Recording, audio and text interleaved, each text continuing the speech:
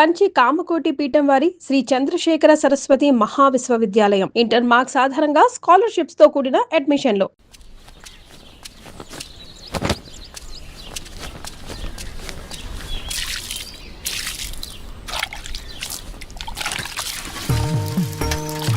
వీరన్నా, మళ్ళీ కౌలు పనిలోకి రావచ్చు కదా. ఖర్చులకైనా చేతిలో 4 డబ్బులుంటాయి. ఏ నాకేం తక్కువ? అయినా నేను ఇలా సంతోషంగా ఉంటాను నీకు ఇష్టం లేదా? ఇగో నా మాటినే, నువ్వు కూడా పని చేయటం మానే. అబ్బో సరిపోయిందయ్యా నీ సంబడం. వెనకటికి నీలాంటోడే కడుపుతో ఉన్న పెళ్ళం కొబ్బరి నీళ్ళు అడిగితే కొబ్బరి బొండాల కోసం కేరళ వెళ్ళాట. వాడు తిరిగి వచ్చేసరికి వాడి కొడుకు ఎదురొచ్చి ఎవరు నువ్వు అన్నట్ట. అట్టా ఉంది నీ అవ్వారం.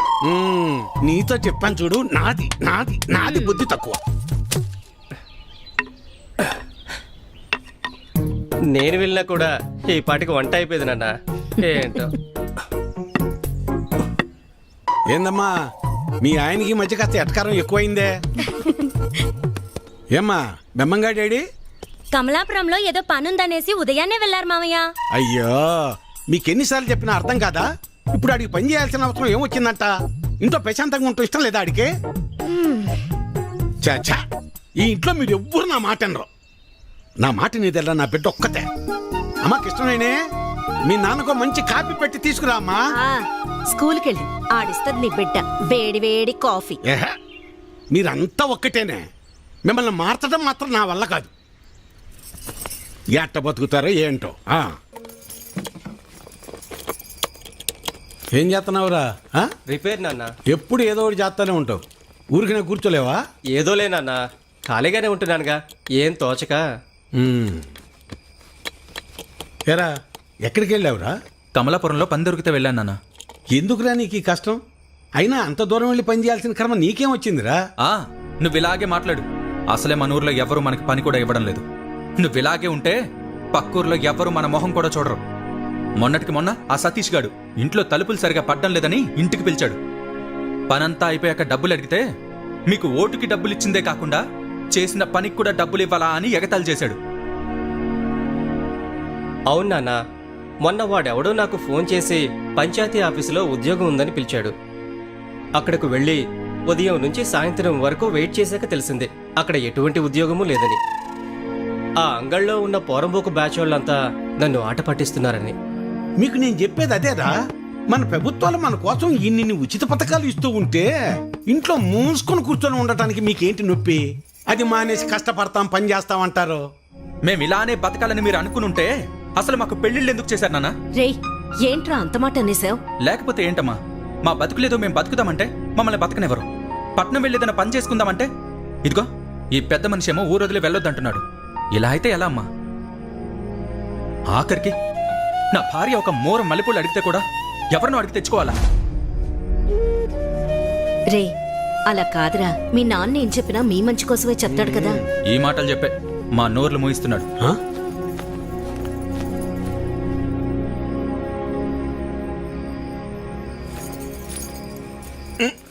ఉండు, ఇక్కడ కదే, అక్కడ పెట్టు. నువ్వు ఇట్రా, ఇక్కడ కూర్చో. ఏంటి లక్ష్మి ఇది? 2 కోడళ్ళు ఉన్నారు, అన్ని పనులు వాళ్ళు చూసుకుంటున్నారు. నువ్వు కాస్త విశ్రాంతి తీసుకోవచ్చుగా. నువ్వు ఇంకా చిన్నపిల్లలు అనుకుంటున్నావా? ముసల్దాని అయిపోతున్నావు. చాలే సరసం. సరసం కాదే, నిజం. అది కాదయ్యా, మనం మన పిల్లల్ని చాలా బాధ పెడుతున్నావేమో అనిపిస్తోందయ్యా. వాళ్ళంటే చిన్నపిల్లలు, లోకం తెలీదు. పెద్దదానివి నువ్వు కూడా అలా మాట్లాడతావు? నేనేం చేసినా వాళ్ళ మంచి కోసమేగా. కష్టపడి ఏదో సాధిద్దాం అనుకుని కష్టాలు పాలవడమే మళ్ళాంటి వాళ్ళకు ఉండే తలరాత. ఆ రాతన పిల్లలకి రాకూడదని నా తాపన. అదే వాళ్ళు అర్థం చేసుకోవటం లేదు. మెల్లమెల్లగా అర్థం చేసుకుంటారులే. అది కాదయ్యా. నీ చెప్పేదినవే, నా కొడుకుల గురించి నాకు ఎలాంటి గుబురు లేదే. నా ఆలోచన అంతా నా బిడ్డ గురించే. తల తాకట్టు పెట్టింది సరే, మహారాజు లాంటి అడిగిచ్చి పెళ్లి చేస్తా. చాలే సంబడం. మింగ మెతుకులేదు గాని మీసాలకి సంపెంగలు అన్నాడంట. వెనకడికి నీలాంటో. అబే, ఎలా ఉన్నావురా? బాగున్నా మావయ్య. నేను చూస్తుంటే అచ్చమ్మ సుబ్బని చూస్తున్నట్టే ఉందిరా. సరే సరే రా, లోపలికి రా, మాట్లాడుకుందాం. కూర్చోరా. గవర్నమెంట్ వాళ్ళు కౌలు రైతులకు డబ్బులు ఇస్తున్నారు కదా, ఆ లిస్టులోనేమో నా పేరు లేదు. ఆఫీస్కి వెళ్ళి అడిగితే ఆన్లైన్లో అప్లై చేసుకోమన్నారు. అదేదో కాస్త చేసి పెట్టు. ఊళ్ళో వాళ్ళందరికీ నువ్వే చేస్తున్నావు కదా. అమ్మాయి కృష్ణవేణి, అబ్బాయికి కాస్త మంచినీళ్ళు తెచ్చిపెట్టమ్మా. అభి తీసుకో. మా అమ్మాయి ఇంటర్ పూర్తి చేసింది, స్కూల్లో టీచర్గా పనిచేస్తోంది. తెలుసు, ఇందాకే కలిసాం, మాట్లాడాం. తన జాబ్ చేయడం మీకు ఇష్టం లేదుగా. దీన్ని పెళ్లి చేసేస్తే నా బరువు తీరిపోద్ది. అదే పని మీద ఉన్నాను.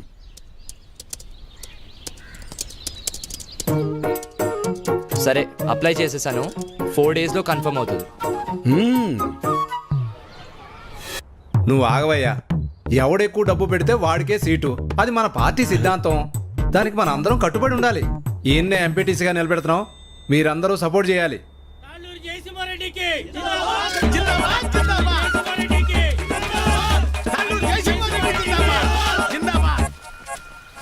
ఏంటి వీరన్నా, మళ్ళీ ఎక్కడికి వెళ్తున్నావు?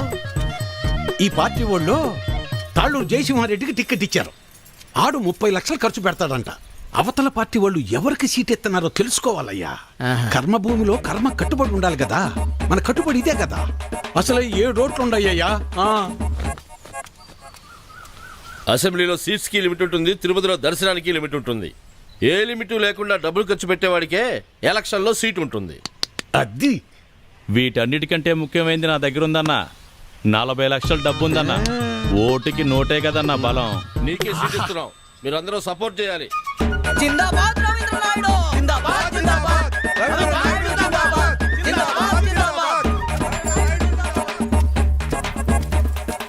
అబ్బబ్బబ్బబ్బబ్బా, ఏం భాగ్యం పెద్ద ఆయన, ఏం భాగ్యం. 2 పార్టీల వాళ్ళు డబ్బులు బాగా ఖర్చు పెట్టే వాళ్ళకే సీట్లు ఇచ్చారు. చిట్టి దగ్గర అప్పడగడానికి వెళ్తానా. 4 రోజుల్లో ఎలాగో వీళ్ళు ఇచ్చే డబ్బులు వచ్చేస్తాయి కదా. ఆనందంగా అప్పు చేయొచ్చు. 7 ఓట్లు, పాత 6, కొత్తది 1.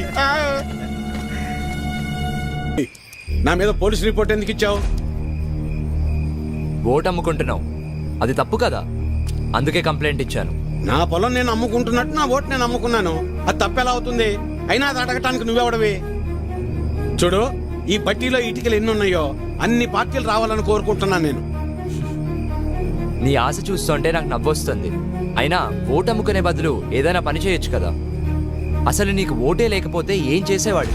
ఏయ్, నన్నేమైనా అను, నా ఓటును మాత్రం అనొద్దు. నా ఆత్మ ఓటు, నా ఊపిరి ఓటు. ఇంకా చెప్పాలంటే నా ఇల్లు ఒళ్ళు కూడా ఓటు ఓటు అని ఓంకారనాదంలాగా ప్రతిధ్వనిస్తూనే ఉంటుంది. వెళ్ళు, ఎళ్ళు ఉద్యోగం చేసుకోపో. వెళ్తా, కానీ నిన్ను, నీ ఆలోచనని మార్చాకే వెళ్తా. నన్ను నువ్వేంటయా మార్చేది? ఓటుకు డబ్బులు తీసుకోవటం మాకేదో మొదటి నుంచి అలవాటు ఉన్నట్టు మాట్లాడుతున్నావు. 54 సంవత్సరాలు వచ్చేదాకా నీకన్నా బాగానే బతికాను. అలాంటి నేను ఇలా ఎందుకు మారాను తెలుసా? అసలు మా జీవితాలు ఎలా ఉండేవో తెలుసా? కనీసం మీ నాన్న ఎందుకు చనిపోయాడో నీకు తెలుసా? మనం వ్యవసాయం ప్రారంభించాక ఏ సంవత్సరం పంట బాగా పండిందే, ఖర్చులు కూడా వచ్చేది కాదు. ఎంత దేవుళ్ళు ఆడుకునేవాళ్ళం.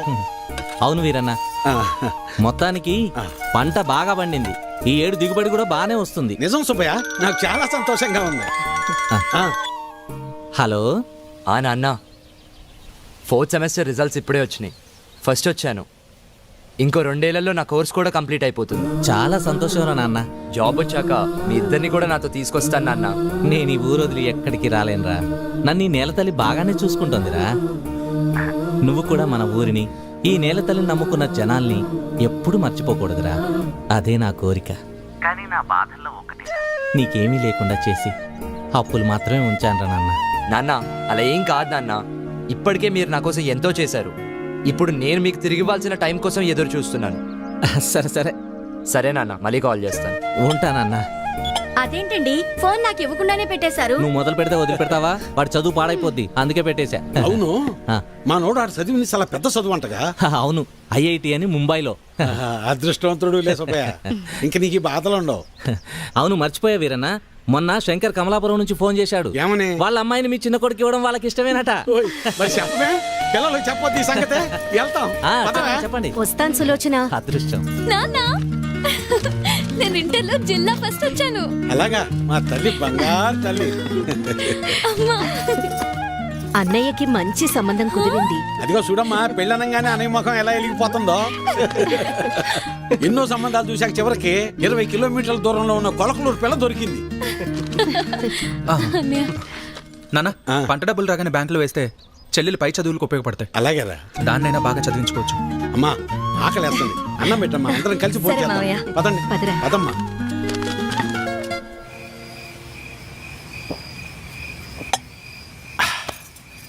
ఇవాళ నాకు చాలా సంతోషంగా ఉందా.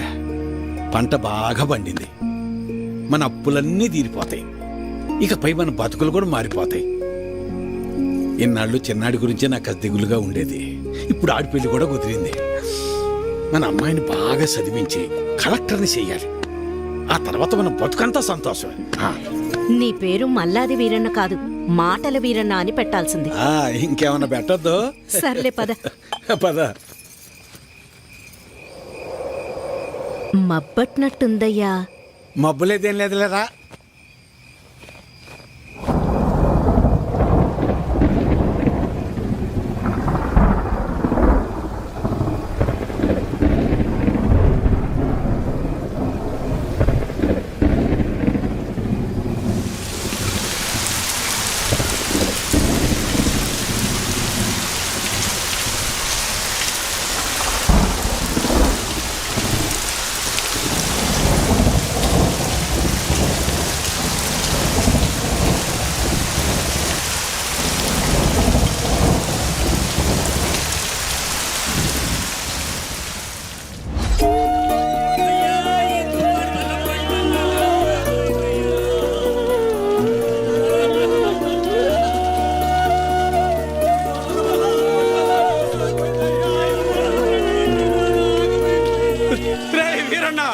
మనసు పడి చచ్చిపోయాడు రా, మనసు పడి చచ్చిపోయాడు రా వీరన్న, చచ్చిపోయాడు రా.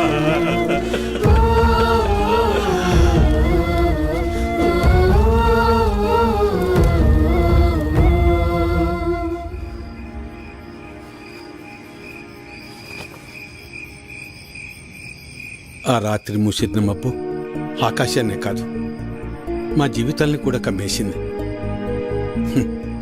మేము ఆనందంగా ఉండటం ఆ దేవుడికి కూడా నచ్చలేదనుకుంటా. అందుకే ఆ రాత్రితో మా జీవితాల్నే తలకిందులు చేసేశాడు. ఏరన్నా డబ్బులు ఎప్పుడు ఇస్తావు? ఎన్నాళ్ళ ఇది ఇచ్చి? మాట్లాడవేది? ఏరన్నా డబ్బులు ఎప్పుడు ఇస్తావు? నువ్వు ఇల్లు అమ్ముతావో ఏం అమ్ముకుంటావు నాకు అనవసరం. డబ్బులు ఏర్పాటు చేసి ఉంచు. ఏ వీరన్నా, డబ్బులు ఎప్పుడు ఇస్తావు? ఎన్నాళ్ళాగాలి? మా నాన్న ఇంటికాడ తప్పేస్తున్నాడు. ఎలా అయినా డబ్బులు తీసుకురమ్మన్నాడు. సాయంత్రం వస్తాను, డబ్బులు సరిపెట్టు. ఏ వీరన్నా, ఎంతకాలం మీద డబ్బులు తీసుకొని? నీకు ఇది పద్ధతేనా? రోజు నీ ఇంటి చుట్టూ తిరుగుతూనే ఉండాలా? ఇదేనా మర్యాద? నువ్వేం చేస్తావో నాకు తెలియదు, ఏదో విధంగా డబ్బులు సర్దు.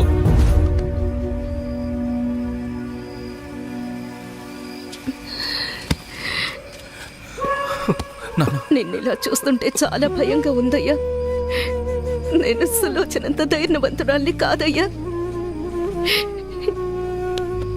నీకేమన్నా అయితే మేమంతా ఏమైపోతావయ్యా? ఒక్కసారి ఆలోచించయ్యా, ఒక్కసారి. నువ్వేం బాధపడకు నాన్న, నీకు నేనున్నానుగా. ఒక తండ్రిగా మమ్మల్ని పెంచడానికి నువ్వెంత కష్టపడుతున్నావు, ఒక రైతుగా నీ పంట పొలాల్ని పండించడానికి కూడా ప్రతిసారి నువ్వు అంతకంటే ఎక్కువ కష్టపడుతున్నావు నాకు తెలుసు. కానీ ఈసారి కొంచెం నష్టం ఎక్కువే జరిగింది.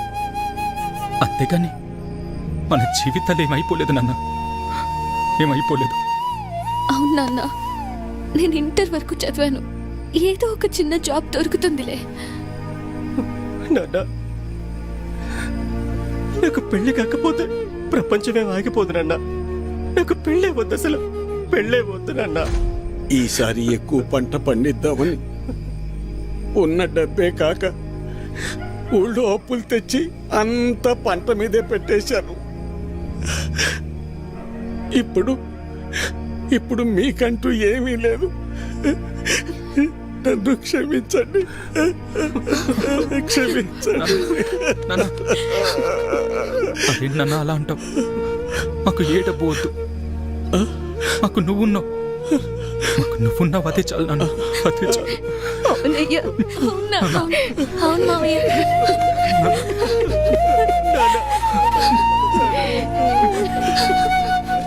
నమస్తే వీరన్న. చాలా అన్యాయం జరిగింది వీరన్న. అకాల వర్షాలకి పంట పాడైపోయింది.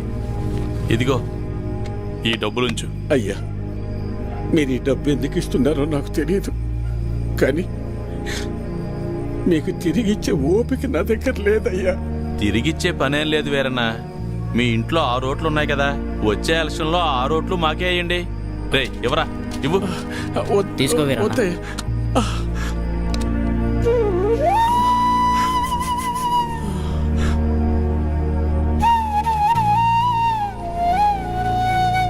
ఇస్తే ఇచ్చేళ్లే వీరన్న, కొడుకు పెళ్లి పెట్టుకున్నావు, పెళ్లి ఖర్చులకు ఉపయోగపడతాయి. ఎవరా? వద్దులే అయ్యా. ఉంచు వీరన్న, ఉంచు, పర్లేదు. మనం చూసుకుందాం, ఎలక్షన్స్ వస్తున్నాయి కదా, చూద్దాంలే, పర్లేదు, ఉంచు. ఉంటాను మరి. ఉంటావన్నా. పంట పండించటం అంటే ఏంటో తెలుసా నీకు? తల్లిదండ్రులు కన్న బిడ్డను పెంచినట్టే. అలాంటిది చేతికందొచ్చిన బిడ్డ కంటి ముందే చనిపోతే ఎలా ఉంటుందో తెలుసా నీకు? అందుకే ఆ రోజే నేను నిర్ణయించుకున్నా, ఇకపై కష్టపడి కష్టాలు కొని తెచ్చుకోకూడదని. నీలాంటి వాళ్ళు చేసే తప్పులకు కారణాలు వెతుక్కుంటారు. నువ్వు ఆ విషయాన్ని ఇంకోసారి ప్రూవ్ చేశావంతే. రాములు బాబాయ్ చెప్పినప్పుడు నాకు అర్థం కాలేదు. ప్రాణం ఉంది కాబట్టి జీవిచ్చేస్తున్నారు మీరంతా. కానీ తనకంటూ ఎవరూ లేకపోయినా చచ్చేంత వరకు ఏదో పని చేస్తూ బ్రతకాలనుకుంటున్నాడు. బతకడం అంటే అది. ఈ రెండిటికి మధ్య ఉన్న తేడా ఏంటో తెలుసుకో. ఎవరో ఆ రాములుగాడ సరిపోయింది. సరే, నువ్వు అడుగుతున్నట్టు నేను మళ్ళీ కష్టపడి పొలంలో పంట పండిస్తా. కానీ ఈసారి మళ్ళీ తుఫాన్ రాదని నువ్వు గాని, ఆ రాములుగాడు గాని, ఆ దేవుడు గాని గ్యారంటీ ఇవ్వగలరా? ఇవ్వలేరు కదా. మాటలు ఎవరైనా చెప్తారు, చేతల దాకా వస్తేనే ఎవరికైనా వణుకు పుట్టేది. నేను కూడా కష్టాన్ని నమ్ముకుని పని చేసుకుని బతికిన వాణ్ణే. కానీ ఏమైంది? ఒక్క తుఫాన్ వచ్చింది, మీ నాన్నని తీసుకుపోయింది. నేను కూడా అప్పుడే పోయేవాణ్ణి. ఈ రోజు నేను ఇలా బతికున్నానంటే ఆ నాయకులే కారణం. ఆ రోజు వాళ్ళు నన్ను ఆదుకుని ఉండకపోతే నేను ఏమైపోయేవాణ్ణో, నా కుటుంబ పరిస్థితి ఏమై ఉండేదో ఊహించగలవా? చెప్పు. ఈ నాయకులు నిన్ను ఆదుకోలేదు, నీ నిస్సాయతను వాడుకున్నారు. నీకు జరిగిన నష్టానికి ప్రభుత్వం చేసిన ఆర్థిక సహాయం అది. కానీ దానిని వాళ్ళ సొంత డబ్బుగా నీకిచ్చి నీతో ఓటు వేయించుకున్నారు. వాళ్ళు చేసింది సహాయం కాదు, సహాయం అనే పేరుతో నిన్ను కొన్నారు. ఇదే వాస్తవం, తెలుసుకో. వాళ్ళు నన్ను ఆదుకున్నారా వాడుకున్నారా అన్నది నాకు అనవసరం. ఈరోజు నేను నాలాంటి చాలా మంది బతికున్నామంటే వాళ్లే కారణం. ఇదే అసలైన వాస్తవం. వాస్తవానికి అవాస్తవానికి ఉన్న తేడా ముందు నువ్వు తెలుసుకో. ఎన్నాళ్ళుంటాయో ఎప్పుడు ఓడతాయో తెలియని ఐటీ ఉద్యోగాలు చేసే కన్నా కుదిరితే నువ్వు కూడా ఉద్యోగం మానేసి వచ్చి ఇక్కడ ప్రశాంతంగా కూర్చో. మన నాయకులు మా అందరితో పాటు నిన్ను కూడా పోషిస్తారులే. ఈ విషయమే మా పిల్లలకు కూడా చెప్తుంటా నేను. కానీ ఇన్ని సావరు ఎదవలో. ఇంట్లో నా కొడుకులను మార్చి ఇప్పుడు నిన్ను మార్చి ఇంకెంతమందిని మార్చాలో ఏంటో.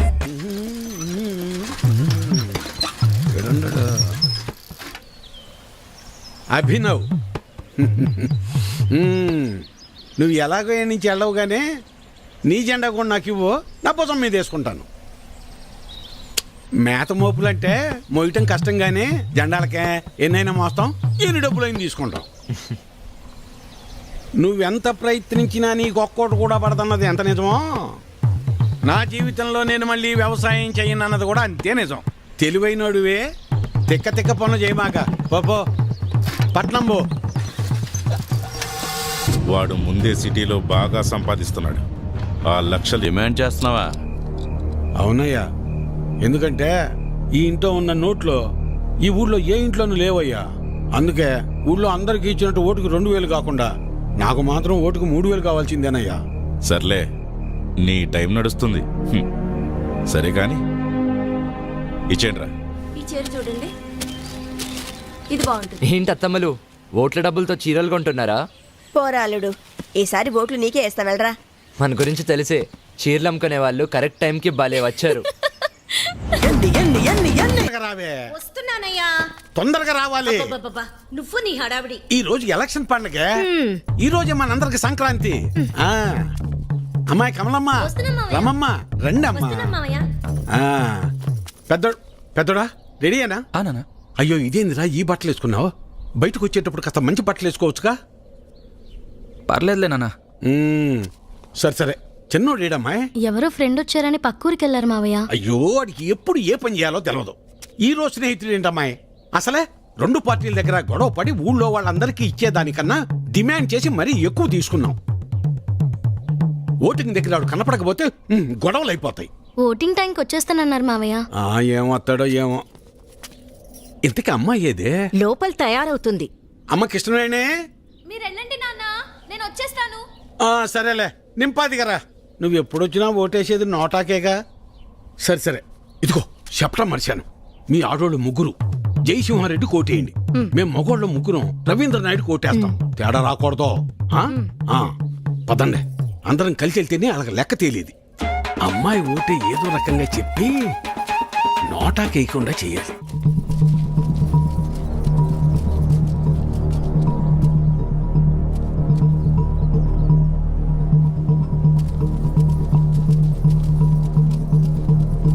నమస్తే సార్.